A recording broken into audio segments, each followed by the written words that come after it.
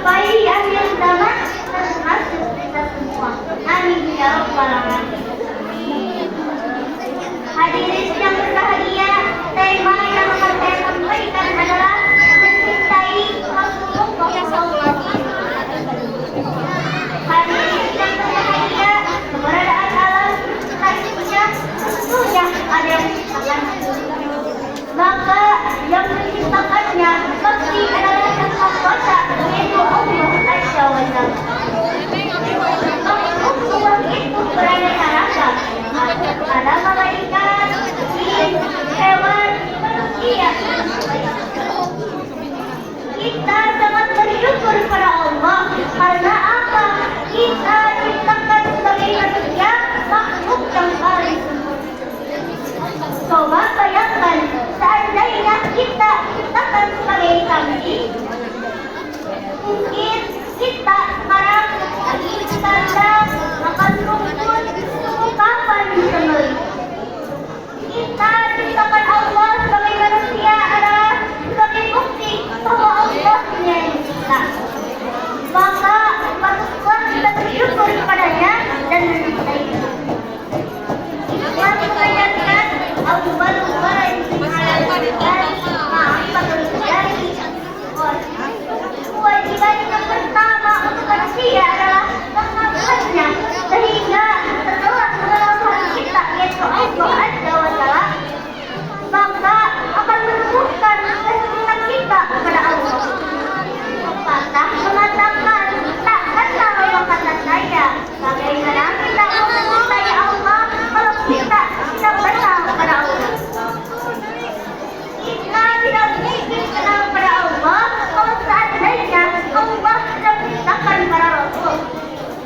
Karena para Rasulullah yang menyampaikan ajarannya dengan membawa wahyu dari Allah Subhanahu wa Ta'ala. Apakah kalian tahu dan apa yang ada kalau Rasul itu? Terutama kewajiban Nabi dan Rasul yang wajib kita ketahui.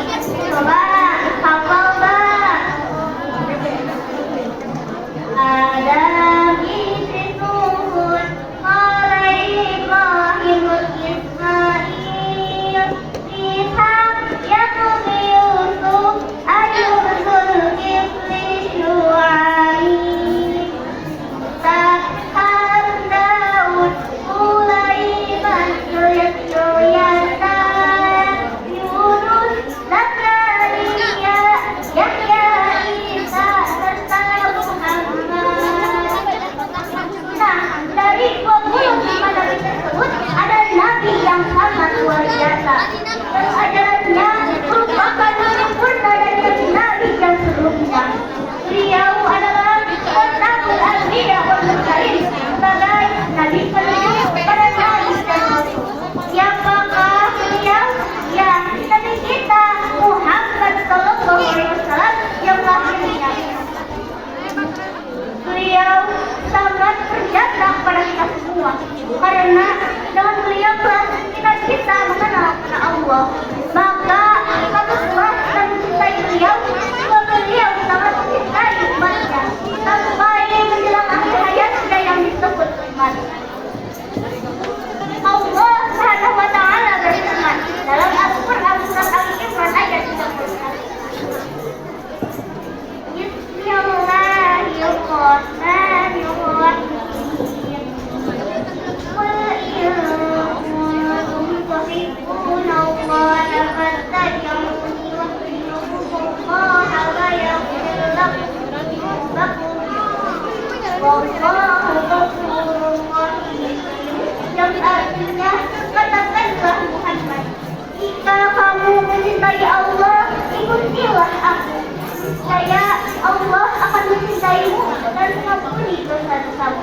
Allah Maha Pengampun lagi Maha Penyayang. Hadirin yang berbahagia, bagaimana cara kita mencintai Rasulullah SAW? Yang pertama, kita harus mengenal dulu pada baginda kita dengan mempelajari kisah perjalanan beliau dari mulai lahir sampai wafatnya, juga mempelajari kisah perjuangan beliau dalam menjalankan tugas yang penuh dengan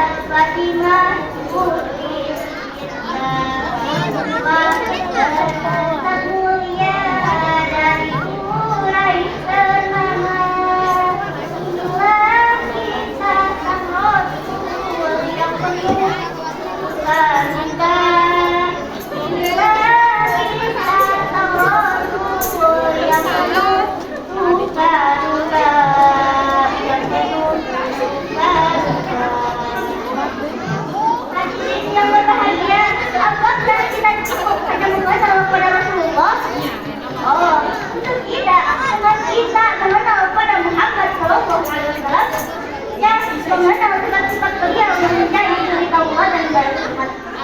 Baik berakhlak kepada Allah atau berakhlak kepada sesama.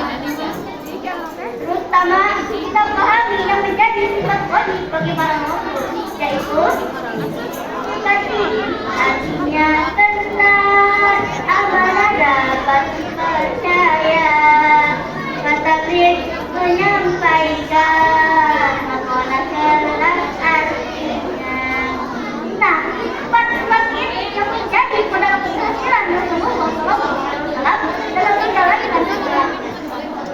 Maka kita meneladani dan memamanya dalam kehidupan sehari-hari supaya kita mendapatkan kebahagiaan dunia dan akhirat. Kalau suatu negara adalah rakyat sampai mendapat memiliki sifat-sifat ini, pastilah negara tersebut akan mencapai tauratun thayyibatun wa rabbun ghafur. Maka mulailah dari kita sendiri memiliki sifat benar, jujur, dapat dipercaya, menyampaikan apa yang harus disampaikan, serta memiliki kecerdasan dan ilmu yang berguna bagi bangsa, negara, dan agama. Semoga negara kita ini bisa terwujud negara yang bermakhlifah, yang diridhai oleh Allah Subhanahu wa Ta'ala. Amin ya rabbal alamin. Demikian yang dapat saya sampaikan, semoga bermanfaat bagi kita. Mohon maaf jika ada kata-kata yang tidak berkenan. Billahi taufiq wal hidayah. Wassalamualaikum warahmatullahi wabarakatuh. Waalaikumsalam warahmatullahi wabarakatuh.